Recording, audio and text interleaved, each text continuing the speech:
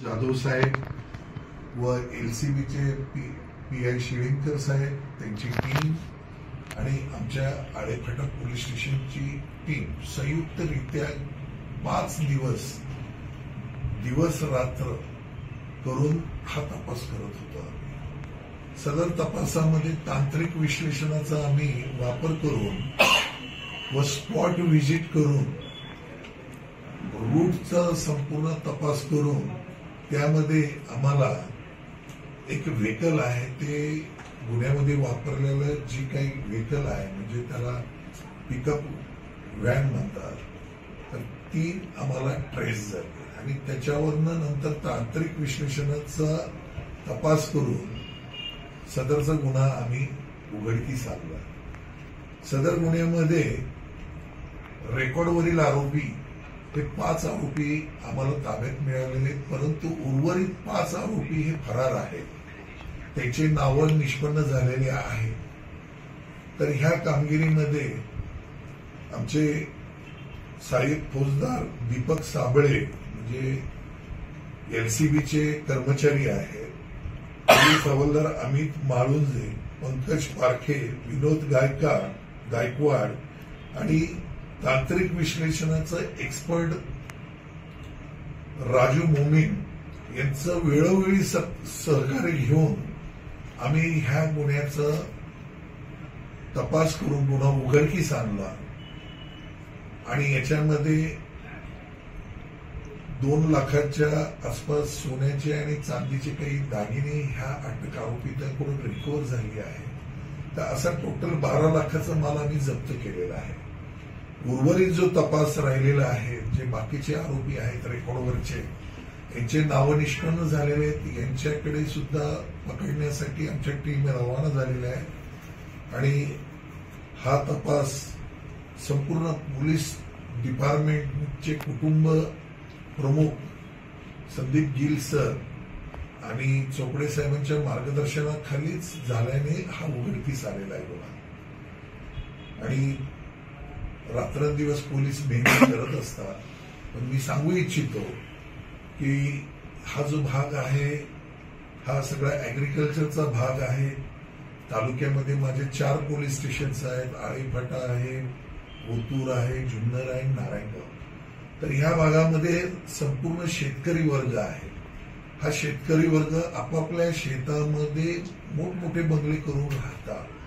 तर माझी सर्वांना विनंती आहे शेतकऱ्यांना आणि इथल्या नागरिकांना की जास्तीत जास्त जर आपण सीसी कॅमेरे जर बसवले, बंगल्याला असतील, ग्रामपंचायतीने रोडवरती लावले, तर पोलिसाला तपासाची एक दिशा मिळते आणि त्याच्यातून गुन्हे उघडकीस येण्यास सोपा मार्ग होतो आणि आपण गुन्ह्याला प्रतिबंध करू शकतो।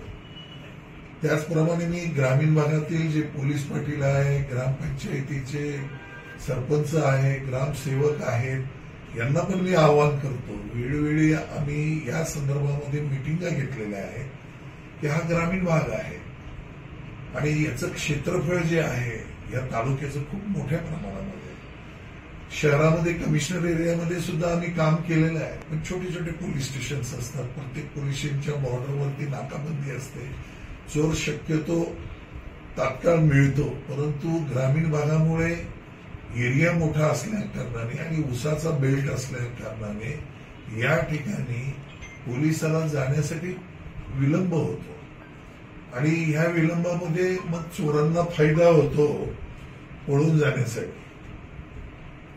तर माझी अशी धारणा आहे आणि पोलीस डिपार्टमेंटची पण सूचना आहे, माननीय एसपी सरांनी वारंवार आम्हाला मीटिंगमध्ये सांगितलेलं आहे की सीसी कॅमेऱ्याचा वापर करा, जेणेकरून बॉडी लँग्वेज मिळेल।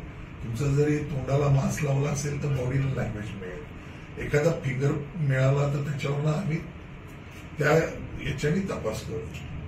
तर अशा पद्धतीचे गुन्हे होऊ नये म्हणून ह्या माझ्या सूचना आहेत आणि नागरिकांना मी त्या संदर्भात गुन्ह्याला आळा घालण्यासाठी पोलीस तुमच्याशी 24 तास सदैव काम करत आहोत आम्ही आणि आम्हाला तुमच्याकडून मदत मिळाली तर 100% गुन्हे जास्तीत जास्त उघड होतील व प्रतिबंध होतील एवढीच माझी नागरिकांना विनंती आहे, जय हिंद जय महाराष्ट्र. सर, या चोरीतले जे आरोपी आहेत, हे आरोपी आपल्याला कुठले?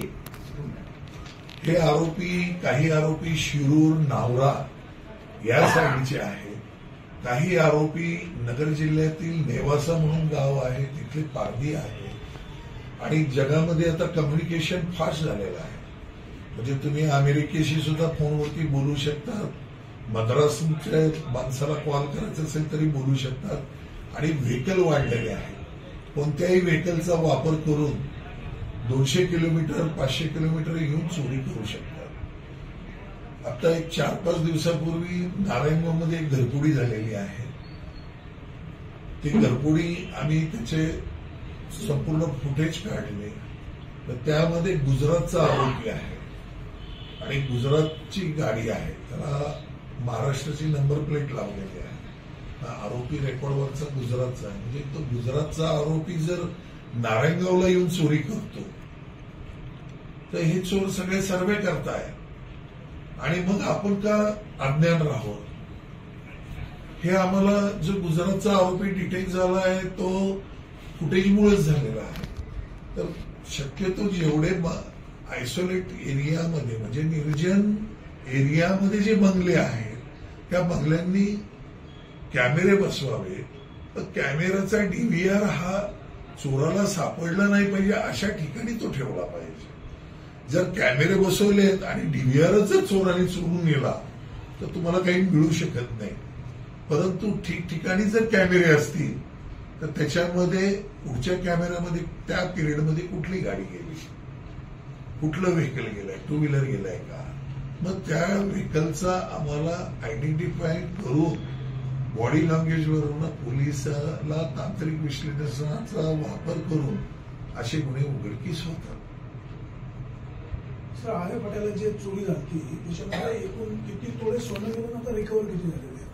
आता याच्यामध्ये सोनं थोडं कमी गेले, 4-1 तोळे गेलेले आहे. परंतु चांदीचे देवारातले जे काही मूर्ती असतील किंवा काही आर्टिकल्स असतील ते गेलेले आहेत. त्याच्यातलं चांदी रिकव्हर झालेली आहे आमच्याकडे आणि त्याच्या त्या गुन्ह्यामध्ये व्हेकल जप्त झालेला आहे. आणि इतर जे काही 5 आरोपी फरार आहेत घरपुडी त्या घरपुडीतले बाकीचे आरोपींची नावं निष्पन्न झालेली आहेत, पण ते मी डिक्लेअर करत नाही, पण आमचा तपास चालू आहे. त्याच्यामध्ये आम्ही स्थानिक एलसीबी ज्या दुसऱ्या जिल्ह्यातल्या ज्या एलसीबी आहे त्यांचा पण आम्ही वापर करून घेत आहोत आणि मदत करत आहेत ते पण आम्हाला. आणि त्याच्यावर गुन्हा उघडकीस सोन्याचे दागिने नाही सापडले? नाही, अजून सापडलेले नाही. जे फरार आरोपी त्यांच्या ताब्यामध्ये ते आहेत, आमच्या कस्टडीतले आरोपी सांगतायत, त्याच्यामुळे ते रिकव्हर करण्याचा आमचा प्रयत्न चालू आहे. तुम्ही मगाशी म्हणाले की नारायणगावच्या चोरीमध्ये गुजरातचे संशयित आरोपी असल्याचे प्राथमिक होते. सर, 10 तारखेला 3 चोऱ्या झाल्या, जवळजवळ 75 लाखाचा ऐवज गेला, 15 तोळे सोनं गेलं. सर, दिवसादिवस चोऱ्यांचे प्रमाण वाढले. तुम्ही म्हणताय कॅमेरे बसवले पाहिजे, नागरिकांनी सहकार्य केलं निश्चित पाहिजे, परंतु हे प्रकार हल्ली वाढत चालले, तर तुम्ही काय सांगा? हे आता याच्यामध्ये मी तर पत्रकारांना आव्हान करतो की याच्यामध्ये सीसी कॅमेरे जर बसवले, आता तुम्हाला सांगतो आम्ही की आम्ही इथले जेवढे हॉटेल्स आहेत त्यांचे रात्रीच्याला त्या हॉटेल्समध्ये कोणी राहतंय का, मांडवे साहेब आहेत त्यांच्याशी माझी चर्चा झाली, ते पण चेक करतायत. कारण आरोपी ज्यावेळेस गुजरातवरनं येतो तो काही सडनली येत नाही आहे, तो कुठेतरी थांबतो आहे. तर माझी अशी विनंती आहे की हॉटेलवाल्यांनी सुद्धा त्यांचं चारित्र्य बघितलं पाहिजे, आय कार्ड बरोबर आहे का, त्यांचा मोबाईल नंबर घेतला पाहिजे. मोबाईल हॉटेलचा जो काउंटरवर मॅनेजर असेल किंवा त्यांचं सर्व्हंट आहे, मग हॉटेलमध्ये एखादी व्यक्ती राहायला आली तर त्याला रिडायल करा ना तुम्ही, रिंग वाजते का ते पण बघा. तर हाच पोलिसांना फायदा मिळू शकणार आहे. आणि नागरिकांनी सतर्क राहिलं तर मी तर नागरिकांना आव्हान या अगोदर पण केलेलं आहे की तुम्ही सोन्याचे दागिने ठेवूच नका ना घरामध्ये.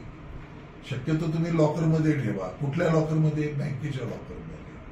अशा ठिकाणी सोन्याचे दागिने ठेवा की जेणेकरून चोराला सापडणार नाही. आता मानसिकता अशी आहे प्रत्येक घरातल्या लेडीजची, कुटुंबाची, की आपल्या घरामध्ये कपाट आहे आणि कपाटाच्या लॉकरमध्ये आपण दागिने ठेवतो. तर कपाटाच्या लॉकरमध्ये दागिने ठेवतो ही मानसिकता आपली आहे. आणि चोराची ही मानसिकता अशी आहे की मला काही सेकंदात चोरी करायची आहे. तो पहिले कपाटच फोडतो आणि लॉकरच फोडतो, त्याच्यातूनच ते दागिने जातात. तर अशा ठिकाणी त्यांनी दागिने ठेवले पाहिजे की जेणेकरून त्या टार्गेटवर चोर गेला नाही पाहिजे. तुम्ही आडगळीच्या जागेत ठेवले दागिने तर ते चोराला कमी वेळामध्ये चोरी करायची आहे, म्हणून तो टार्गेट काय करतो, गादीच्या खालची गादी उचकून बघतो, चावी बघतो, चावी नाही मिळाली तर कटवणीच्या साहाय्याने लॉकर तोडतो आणि त्याच्यातून पहिल्या लॉकरमधूनच ऐवज देतो. म्हणून आमचं म्हणणं आहे की ते दागिने बँकेच्या लॉकरमध्ये ठेवावे. परंतु बँकेचं लॉकर जर प्रत्येकाला अवेलेबल होत नसेल तर ते तुम्ही तुमच्या कलेनी, घरच्या बाईनी, फॅमिलीनी व त्यांच्या मिस्टरांनी कुठे ठेवले पाहिजे की जेणेकरून चोर शोधू शकणार नाही. आता हे मी काही जास्त इथं सांगू शकत नाही कुठे ठेवायचे, काय ठेवायचे. या रूम मध्ये सुद्धा अशा ठिकाणी मी ठेवू शकतो की ते तुम्हाला लवकर सापडणार नाही. तर माझी एवढीच विनंती आहे की कोणत्याही घरातल्या कुटुंब प्रमुखांनी व त्याच्या अर्धांगिनीने अशा ठिकाणी दागिने ठेवा की चोराला ते लवकर सापडले नाही पाहिजे. आता मी पनवेलला असताना माझ्याकडे घरपोडी होती तपासाला, त्याच्यामध्ये उच्चप्रभू डॉक्टर होते आणि ते बाहेर फिरायला गेले आणि त्यांच्या मिसेसनी पेपरच्या रद्दीमध्ये ठेवले होते आणि त्या घरपोडीमध्ये चोर जवळजवळ 5 तास त्या बंगल्यामध्ये होते. त्यांनी घरामध्ये फ्रीज मधलं मटण शिजवलं, जेवण केलं, त्यांनी घर पालथं घेतलं, परंतु त्या अडगळीच्या पेपरच्या गठ्ठ्यामध्ये कप्पा करून त्याच्यात दागिने ठेवले होते. ते दागिने शाबूत राहिले, चोर जेवले आणि निघून गेले. तर माझी अशी विनंती आहे सर्व महिला वर्गांना की दागिने तुम्ही कुठल्याही कपाटात ठेवू नका. कारण तुम्ही आत्ता वारीस आहे, तुम्ही पत्रकार आहे, तुम्ही किती वर्षापासून करताय मला सांगता येणार नाही, पण आतापर्यंत तुम्ही शूटिंग घेतल्या, पोलिसांच्या मुलाखती घेतल्या, तर सर्वात पहिलं टार्गेट कपाटच आहे, घरातलं लॉकरच आहे. तर कृपा करून, आणि शेतकऱ्यांनी ज्यावेळेस दिवसा महिला आणि जेंट्स शेतामध्ये कामाला जातात तर कॅमेरे लावले तर त्याचा फायदा होतो आपल्याला. आणि ग्रामीणच्या लोकांनी सतर्क राहिलं पाहिजे. आता जनता आहे, काही घरपोडींमध्ये विदाऊट नंबरची 2 व्हीलर वापरलेली आहे. नागरिकाला जर मी आव्हान करतो, तरुण मुलांना आव्हान करतो, अशी जर विदाऊट नंबरची गाडी असेल तर त्याला पकडा, तुम्ही द्या आमच्या ताब्यामध्ये. आम्ही ती गाडी कुठून आली, त्याचं रजिस्ट्रेशन काय आहे, ती व्यक्ती कोण आहे, तो जुन्नरला येण्याचं कारण काय आहे, याचा तळागाळामध्ये जाऊन आम्ही अभ्यास करून तुमच्या सहकार्याने एखादा गुन्हा उघडकीस येऊ शकतो. सर, आपल्या नेतृत्वाखाली 4 पोलीस स्टेशन, 4 पोलीस स्टेशनमध्ये गुन्हे दाखल होण्याचं प्रमाण किती आणि त्याचे गुन्ह्यांचं उकल होण्याचं प्रमाण? नाही, आता गुन्हे दाखल तर या ठिकाणी कमीच झालेले आहे. आमच्या मोबाईल्स वगैरे फिरत आहेत. आता आम्ही गुन्हा होऊ नये म्हणून प्रतिबंधक उपाययोजना स्वतः मी आठवड्यातून 2 ते 3 वेळा मी स्वतः फिरतो आहे. मला शासनाने 1 दिवसाची नाईट दिलेली आहे, परंतु मी 3 दिवस तरी फिरतो. तुमचे कॅनलचे रोड आहे तिथं फिरतो. माझ्याकडे जे RCP मोबाईल्स आहेत त्याची नाकाबंदी लावतो आम्ही. आणि आम्ही काही ठिकाणी नारायणगाव पोलीस स्टेशनचे आमचे API शेलार आहेत, त्यांनी सुद्धा निमगाव सावा असेल, सुलतानपूर असेल, खूप आयसोलेट एरिया आहे आणि संपूर्ण उसाचा बेल्ट आहे आणि नगरची बॉर्डर आहे. अशा ठिकाणी कॅमेरे लावून घेतलेले आहेत. वारुळवाडीमध्ये चांगल्या प्रतीचे ग्रामपंचायतीने कॅमेरे लावलेले आहेत. सुलतानपूर सारख्या ठिकाणी सायरन बसवलेले आहे आणि सगळ्यांनी एक ग्रुप तयार केलेला आहे गावामध्ये. कोणाकडे जर अनुचित प्रकार घडला किंवा वस्तीवर घडला तर ते एकमेकाला फोन करण्यापेक्षा एक जर फोन केला तर संपूर्ण गाव अलर्ट होतं. आणि यंत्रणा चालू आहे का? ती यंत्रणा काही गावामध्ये चालू आहे. ग्रामपंचायतीने त्याच्यात इंटरेस्ट घेतला पाहिजे, सरपंचांनी घेतला पाहिजे. ते वारंवार आम्ही सांगत आलेलो आहे.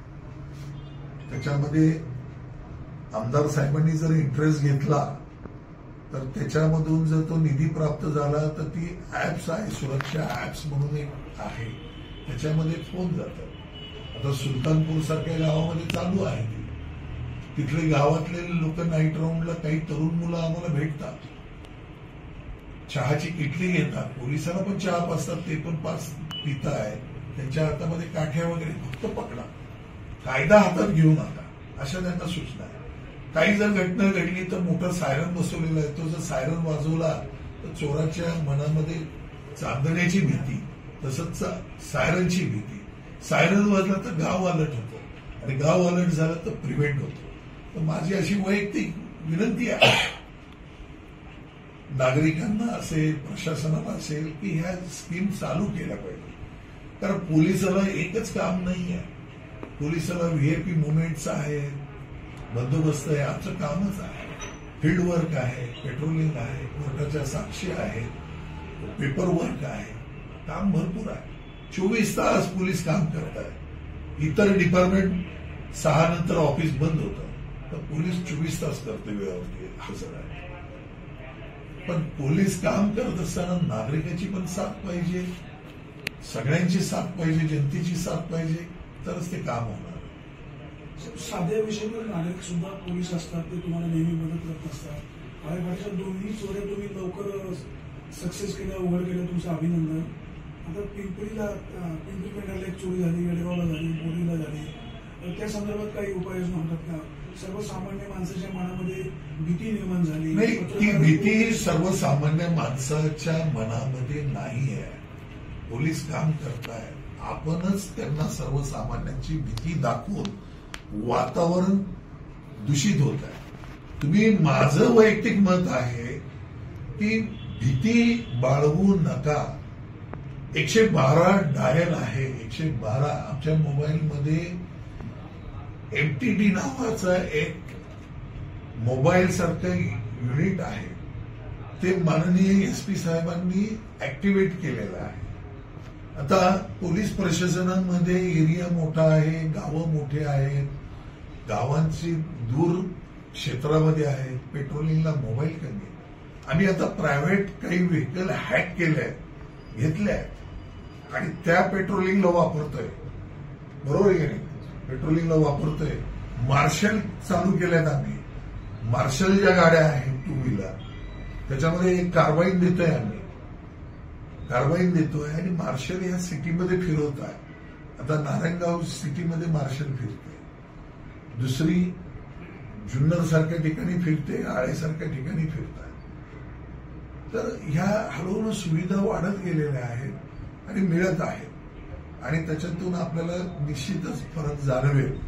पण मी तुम्हाला पहिलं अगोदर बोललो की कम्युनिकेशन गॅप झालाय, वाहनं 300 किलोमीटर प्रवास करून येत आहेत. जुन्या काळामध्ये पायी जायची चोर, त्यावेळेस डॉग सपोर्टचा उपयोग व्हायचा, आता कमी प्रमाणात होतो त्याचा. आणि पोलीस काय ब्रह्मदेव नाही की चोरी झाली की लगेच मिळाली पाहिजे. पोलीस एक माणसातला माणूस आहे आणि आपण सुद्धा एक पोलीस आहात. मी वारंवार बोललोय वाणी साहेब, प्रत्येक वेळेस सांगितलंय की आपण सुद्धा पोलीस आहे, मग आपण सुद्धा प्रोव्हिजन केली पाहिजे. आता मी कॅमेरा पुढे मुद्दाम बोलतो की गावामध्ये ग्राम सुरक्षा दलाच्या संदर्भामध्ये आम्ही बऱ्याच मिटिंगा घेतल्या. तरुण मुलं 15 दिवस फिरतात, 16व्या दिवशी ते म्हणतात काय करायचं आपल्याला, जागून पोलीस करतील ती पूर्व दिशा पोलीस करतील. पण पोलीस काम करत राहतात तरी पोलिसांकडे वेगळंच बोट दाखवलं जातं, हे तितकंच सत्य आहे आणि हे नागरिकांसमोर मी आणणार.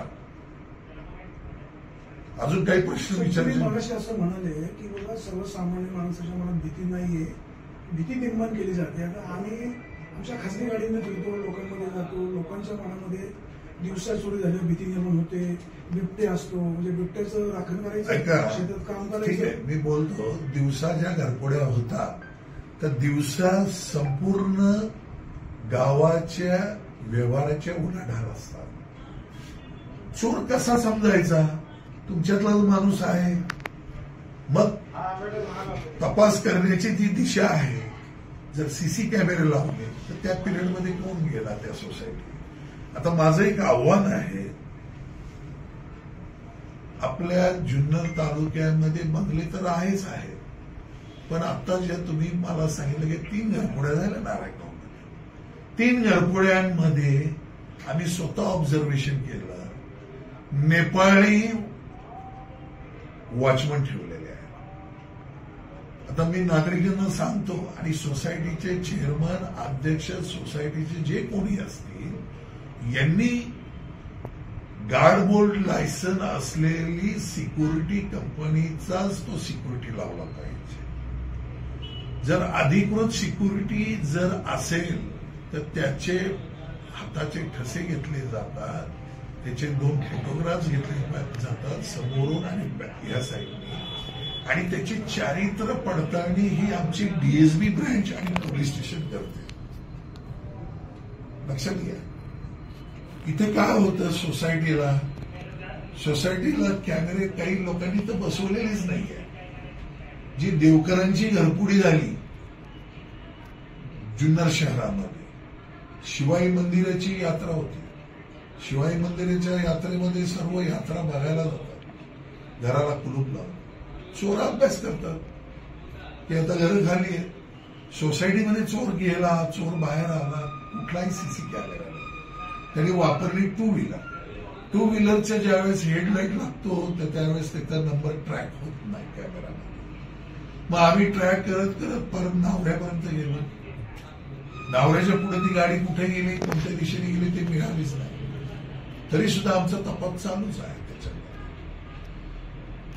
ऐकून घ्या, याच्यामध्ये सोसायटीला आम्ही वारंवार मिटिंग सुरू करू. आम्ही या अगोदर सुद्धा घेतलेल्या आहेत मिटिंगा. मी कमिशनर एरियामध्ये सुद्धा मिटिंगा घेतलेल्या आहेत. चेन स्नॅचिंग होता. मग शाळेमध्ये मुलगा आणायला जाते घरची मंडळी, फॅमिली, मग ती 2 व्हीलरवर जाते, मागे लहान मुलगा असतो स्कूटरच्या पुढे, अशा याच्यामध्ये रनिंगमध्ये चेन स्नॅचिंग करवतं. तर शाळेच्या आजूबाजूला सुद्धा कॅमेरे पाहिजे.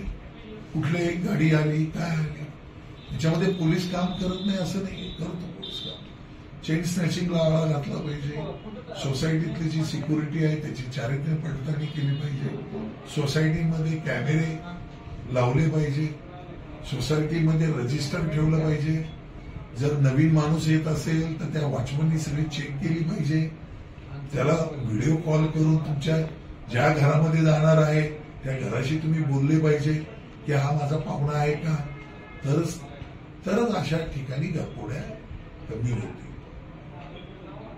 आणि लोक जर जागृत राहिले तर 100% होणार. तुमच्या गेटवरती कॅमेरा असला पाहिजे. कॅमेरा असला पाहिजे, कोण आला, कोण चालला. आता समजा मी आता एखाद्या नक्षत्र नावाच्या सोसायटीत चाललो आणि त्या ठिकाणी वॉचमन आहे, तो विचारणारच नाही मला कोणाकडे चाललाय. त्यांनी त्याचं काम विचारलं पाहिजे. आणि सोसायटीमध्ये काय 20 फ्लॅट असतील तर त्यांचे नंबर पाहिजे आणि व्हिडिओ कॉल करा ना, हे आदमी आपके पास आ गए, आपल्या जवळ आलाय, हा तुमचा पाहुणा आहे का, ते सांगणार ना, नाही म्हणून. पण सोसायटीचा वॉचमन काय करतोय, सोसायटीचा वॉचमन चेअरमनचा गिरणीचा डबा आणतो दायणाचा, माझ्या अनुभवानुसार 35 वर्षाच्या सर्व्हिसमध्ये पाणी सोडायचं काम करतो आणि इतर काही कामं करतो. त्याच्यामुळे त्याची ती जी सिक्युरिटी आहे ती बोगस आहे. आणि नाईटच्या वॉचमननी क्लॉकवाईज आणि अँटी क्लॉकवाईज फिरलं पाहिजे कॅम्पसमध्ये. पोलिसाला शहर फिरायचं आहे आणि यांना एक 5 गुंठ्याची जागा बघायची, फिरत नाही, जपा काढतात. चेअरमननी सांगावं मला की सर माझ्याकडे हा फोटो आहे, मी रात्री 2 वाजता सिक्युरिटी चेक केला आणि हा माझ्याकडे फोन आहे आणि या सिक्युरिटीचे चारित्र्य पडताळणी आम्ही केलेली नाही करत. पैसे वाचवत आहे, कुठलाही माणूस आणताय. परवाच्या याला कोकणे नावाच्या आमच्या माणसाच्या घरी चोरी झाली. आम्ही सुद्धा माणसंच आहे, चोराला काय माहितीये पोलिसाचं घर आहे. तिथलं चेअरमनला विचारलं, वॉचमनला विचारलं. चेअरमनला म्हणलं ये वॉचमन कितने दिन से आहे, तो मला 1 साल से कर रहा है. मग त्याचं गावाचं नाव सांगा, त्याचे 2 नातेवाईकाची नावं सांगा. नाही सांगितलं, सांगूच शकत नाही. कारण का, नेपाळी हा 16,000 जर घेत असेल तर नेपाळी 8,000 काम करतो. याच्या मागचे जर इतिहास जर बघितला आणि सिच्युएशन बघितली तर ही ग्रामीण भागामध्ये जे काही रेप्युटेड सिक्युरिटी कंपन्या आहेत यांचं कुठलाही सिक्युरिटी नाही. अशा अडचणी निर्माण होतात. त्यामुळे चोर हेच ऑब्झर्व करतोय की वॉचमन कधी झोपतोय, वॉचमन काय चेक करतोय. ज्या ठिकाणी तो धरपडी करतो तो 2 दिवस तरी अगोदर जाऊन येतो किंवा सडनली जातो. मोठमोठ्या सोसायटी ज्या आहेत इंजवडीसारख्या, येरवड्यासारख्या आयटी एरियामध्ये त्यांच्याकडे युनिट बसवलेलं आहे. एखादी व्यक्ती आली तर त्या युनिट समोर ते बटन दाबलं की त्या फ्लॅटमध्ये तो दिसतो माणूस. ते सांगतात हा माणूस आहे का नाही. चोराच्या पद्धती बदलत चालल्यात. एखादी महिला जर घरात एकटीच असेल तर स्प्रे मारून सुद्धा तिला बेशुद्ध करून घरपुढे येऊ शकते. तर यासाठी सिक्युरिटी ही चांगली असावी. त्या संदर्भात मिटिंगा घेतल्या. ग्रामीण भागामध्ये कॅमेरे लावा, सुरक्षा दलाचे लोक ऍक्टिव्हेट करा. कोणाला काही पडलेलं नाही. मी स्पष्ट बोलतो. खापर फुटतं फक्त पोलिसांवरतीच, बाकी कुणी काही करत नाहीये. आणि मी पत्रकारांना आव्हान करतो की आमच्या नाईट राऊंडला तुम्ही सुद्धा फिरा, म्हणजे तुम्हाला तिथली सिच्युएशन कळेल आणि हे खरोखर दाखवा नागरिकांना. नागरिकांनी सुद्धा फिरलं पाहिजे. आमची तळतळ आहे. 35 वर्ष नोकरी झाली आहे. एवढं कबाड कष्ट करून तो माणूस जर त्याची बायको शेतामध्ये राबते, कांदा विकते, एक कांदा लावला तर 5 वेळा हातातून जातो. माहिती का तुम्हाला पत्रकारांना. त्याचं रोप लावा, त्याला काढा, त्याला कापा. नाही ऐका, मी बोलतोय बोलू द्या. तुम्ही दाखवायचं तेवढं दाखवताय. तुम्ही हे सगळं दाखवा, नाही तर इथून पुढे मी तुम्हाला बाईट देणार नाही. असं काही नाही. नाही एवढं तो कष्ट करून शेतकरी आज एवढं कष्ट करतो, त्याच्या मालाला भाव नाहीये. आणि ते सोनं चोरीला गेलं तर त्यांचं दुःख आम्हाला आहे. माहिती का डिटेक्शन होत नाही. आम्हाला डिटेक्शन. पोलीस सुद्धा माणूस आहे, करतो काम. मी जास्त बोललो असेल, नागरिकांची माफी मागतो, पण ही जगापुढे सिच्युएशन आली पाहिजे. सूचनेचा आम्ही आदर करतो. दुसरा एक महत्वाचा मुद्दा, आलेफाटा पोलिसांनी मध्यंतरी गुटखा पकडला, 28 लाखाचा काही गाडी पकडली, त्यांचं अभिनंदन. तो सर अशा कारवाई झाल्या तर पुढे काय झालं? त्याचा मालक सापडला का किंवा त्याचं पुढे काय? त्याचा मालक फरार आहे. मुद्देमाल जप्त केलेला आहे. फूड अँड ड्रगला कळवलेला आहे. आरोपी अटक होईल, त्याच्यावरती शासन होईल आणि कोर्टापुढे ती केस चालेल. हल्ली टपरेलो सुद्धा गुटखा मावा. आता हे गुटखा मावा जे आहे ते इतर डिपार्टमेंटचं काम आहे. ते काही नुसतं पोलिसाचं नाही. इतर डिपार्टमेंट काय आहे ते तुम्हाला सगळं माहिती आहे. एक्साईज डिपार्टमेंट आहे, इतर डिपार्टमेंट आहे. त्यांनी फूड अँड ड्रगवाल्यांनी पकडावं ना त्यांना. सगळ्याच गोष्टी पोलिसांनी कसे शक्य आहे? शक्यच होऊ शकत नाही. बोला. धन्यवाद.